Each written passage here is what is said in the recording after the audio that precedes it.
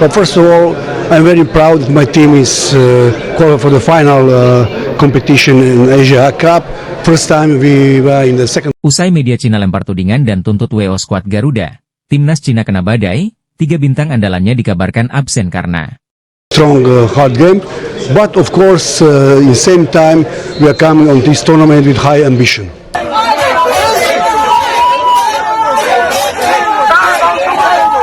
Media Cina diolok-olok supporter timnas Cina usai dorong CFA laporkan timnas Indonesia ke AFC agar kalah WO 03.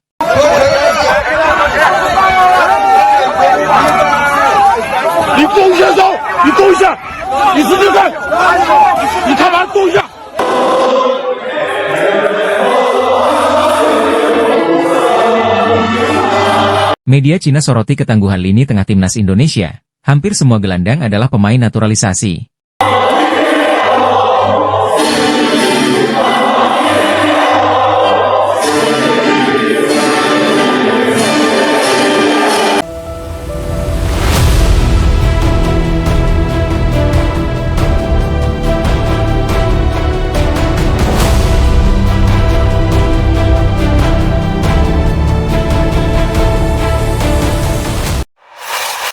Baru-baru ini viral salah satu media Cina, 163.com, menyebut kehadiran pemain keturunan anyar Maes Hilgers dan Eliano Reijers di timnas Indonesia tidak sah. Mereka sampai mengancam tuntutan WO ke AFC. Menurut 163.com, proses naturalisasi Maes Hilgers dan Eliano Reijers dinilai tidak sesuai prosedur, dengan durasi yang terlalu singkat dan pengambilan sumpah WNI yang dilakukan di luar Indonesia dianggap sebagai pelanggaran. Mereka menyelesaikan proses naturalisasi 2 pemain Belanda hanya dalam 8 hari, sesuatu yang tidak biasa. Ditulis 163.com dikutip tim tvonnews.com pada Sabtu, 5 Oktober 2024. Apalagi, upacara pengambilan sumpah mereka tidak dilakukan di Indonesia seperti yang dipersyaratkan, melainkan diselesaikan di Belanda. Hal ini tentu merupakan pelanggaran peraturan, tambahnya. Media Cina sebut naturalisasi Maes Hilgers dan Eliano Reijers tidak sah. Sumber, tangkapan layar 163.com. Selain itu, 163.com juga menyatakan bahwa Federasi Sepak Bola Cina bisa melaporkan timnas Indonesia ke AFC jika Maes Hilgers dan Eliano Reijers tetap dimainkan padahal proses naturalisasinya tidak sah. Sebagaimana diketahui, Maes Hilgers dan Eliano Reijers baru saja menjalani sumpah WNI pada 30 September 2024 kemarin, dan langsung dipanggil Shin Tae-yong untuk membela skuad Garuda. Meskipun media Cina menganggap proses naturalisasi Hilgers dan Reijers tidak sah, Ketua Umum PSSI, Erick Thohir, dengan tegas membantahnya. Ia menjelaskan bahwa kedua pemain tersebut telah resmi menjadi WNI dan proses perpindahan federasi mereka telah rampung.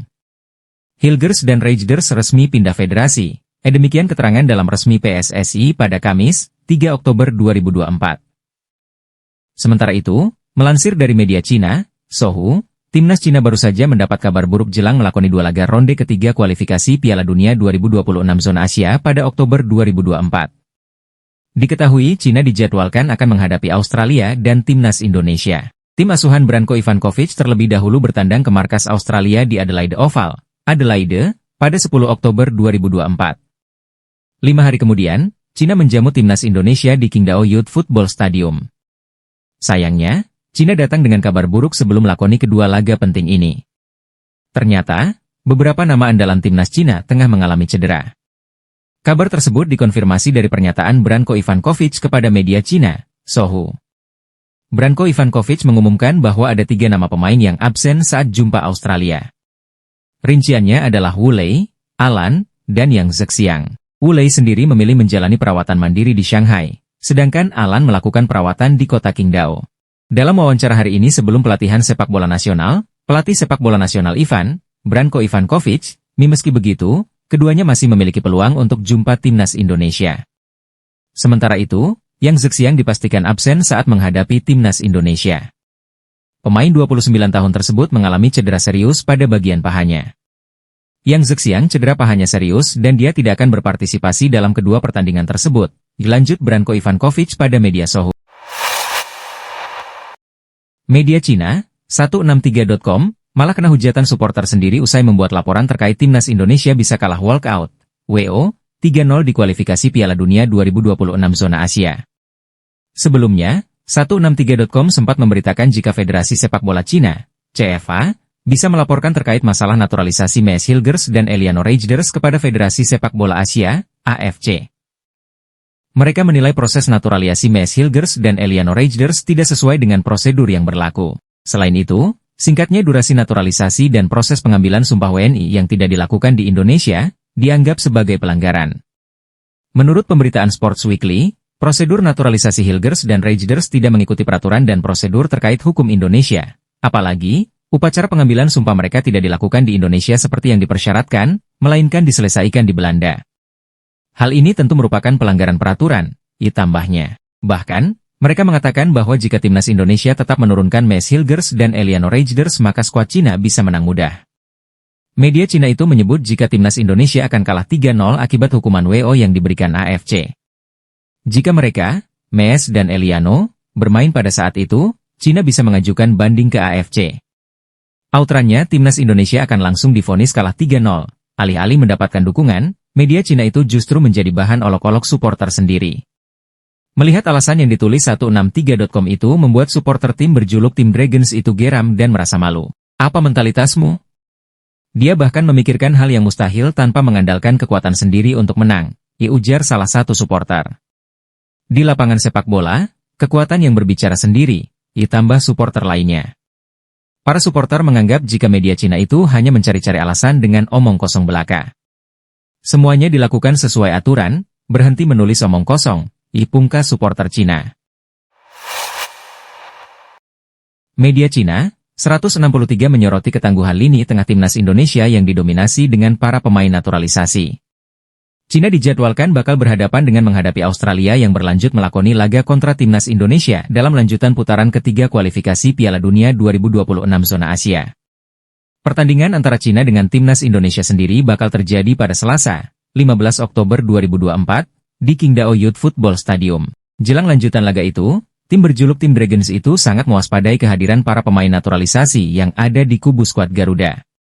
Kehadiran Maes Hilgers dan Eliano Reijnders yang resmi membela timnas Indonesia menjadi sangat diwaspadai oleh tim asuhan Branko Ivankovic tersebut. Apalagi, fenomena naturalisasi yang terjadi di timnas Indonesia kerap menjadi sorotan sejumlah lawannya, termasuk Cina.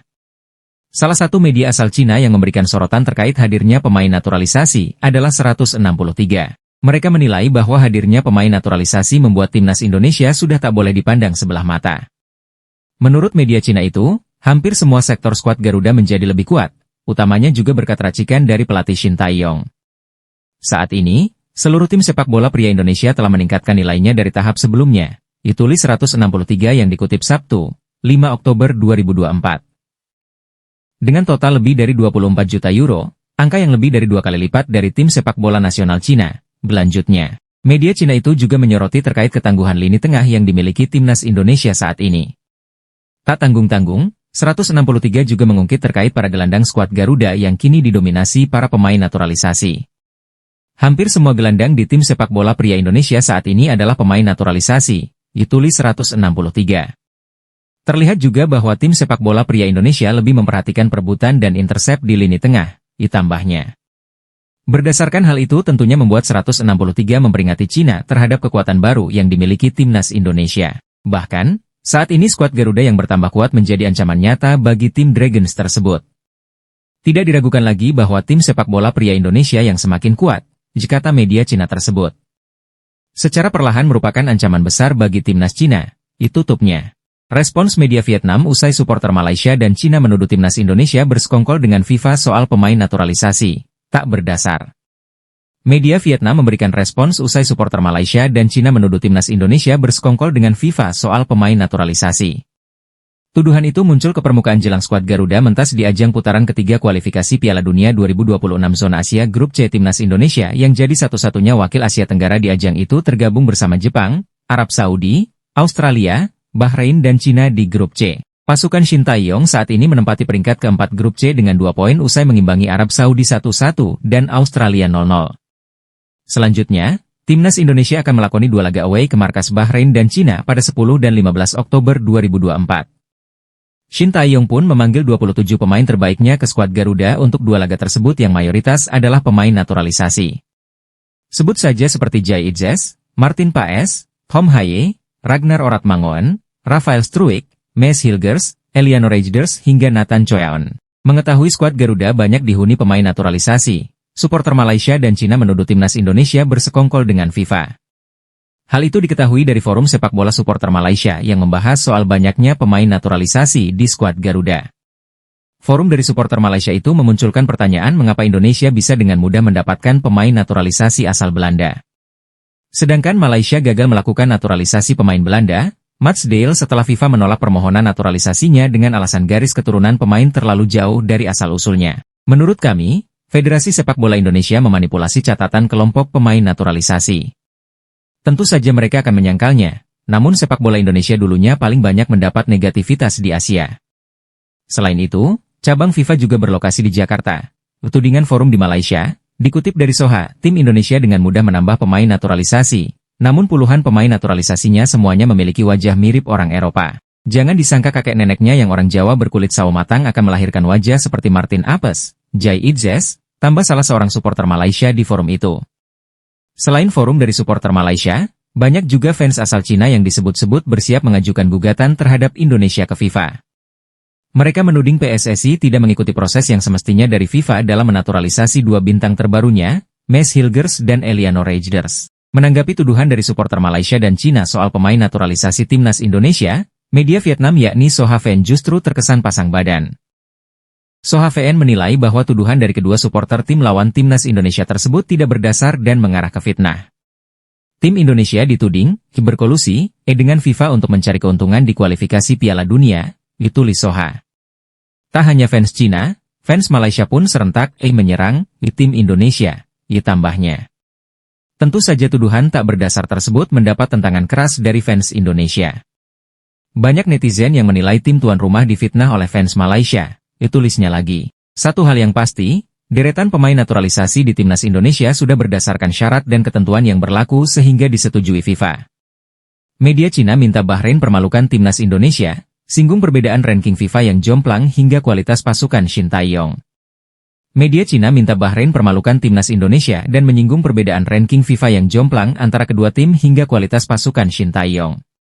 Skuad Garuda akan kembali mendapat ujian berat dalam lanjutan grup C putaran ketiga kualifikasi Piala Dunia 2026 zona Asia pada Oktober 2024 ini. Timnas Indonesia bakal diuji oleh tim peringkat 76 dunia, yakni Bahrain di Stadion Nasional Bahrain pada 10 Oktober 2024 malam waktu Indonesia Barat. Tim besutan Shin Tae-yong itu kemudian akan ditantang Cina di Qingdao Youth Football Stadium pada 15 Oktober 2024 malam waktu Indonesia Barat. Sebelum menjamu timnas Indonesia, Cina sendiri memiliki jadwal dengan menghadapi Australia dalam laga tandangnya. Namun di saat yang sama, pertandingan Bahrain melawan timnas Indonesia menarik perhatian luas hingga menuai sorotan dari media Cina, Sohu. Sohu menilai peluang Cina lolos ke Piala Dunia 2026 harus mengandalkan dukungan tim lain karena mereka berada di juru kunci grup C. Sementara Bahrain menempati peringkat ketiga dengan 3 poin, sedangkan Indonesia menempati peringkat keempat dengan perolehan 2 poin. Sohu sendiri menyebut target Cina di babak 18 besar kualifikasi Piala Dunia 2026 ini adalah memperebutkan posisi keempat grup C. Artinya, Cina harus mengungguli atau melebihi poin yang dimiliki timnas Indonesia yang saat ini berada di peringkat keempat. Sebab demikian, Sohu meminta agar Bahrain mampu mempermalukan timnas Indonesia pada laga nanti supaya Cina bisa mengangkangi pasukan Shin Tae-yong. Oleh karena itu, tim Cina sangat ingin Bahrain mengalahkan Indonesia di babak ketiga, yang akan menjaga poin Indonesia tetap 2 poin dan memberikan peluang bagi tim Cina untuk menyalip, ditulis Sohu dalam artikelnya. Meski tim Cina kalah dari Australia, selisihnya dengan Indonesia masih hanya 2 poin, ditambahnya. Lebih lanjut, Sohu juga turut menyinggung perbedaan ranking FIFA Timnas Indonesia, 129 dunia, yang sangat jomplang dengan Bahrain, 76 dunia.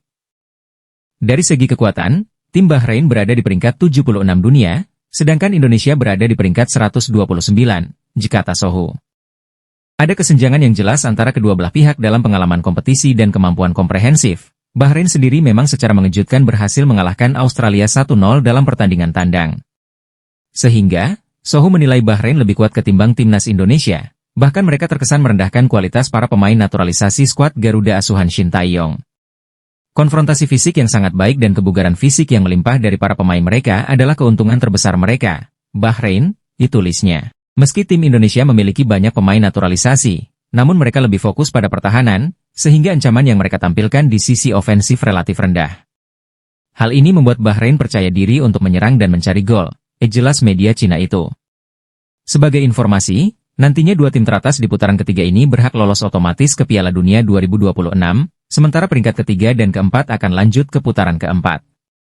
Branko Ivankovic sedang pusing. Skuad Cina dilanda konflik internal sebelum jumpa timnas Indonesia. Skuad Cina tidak dalam kondisi ideal sebelum jumpa Australia dan timnas Indonesia di lanjutan ronde ketiga kualifikasi Piala Dunia 2026 zona Asia.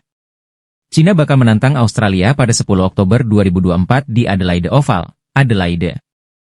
5 hari kemudian, barulah skuad asuhan Branko Ivankovic bakal menantang timnas Indonesia di Qingdao Youth Football Stadium. Dragon tim datang dengan kondisi kurang ideal.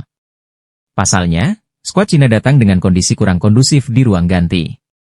Kabar tersebut disampaikan oleh media asal Cina, Sohu. Kabar keretakan Branko Ivankovic bermula pada laga terakhir Cina lawan Arab Saudi pada 10 September 2024 lalu. Saat itu, Cina kalah 1-2 dari Arab Saudi. Keretakan bermula usai manajer tim Zheng Zi tertangkap kamera telah marah besar selama pertandingan.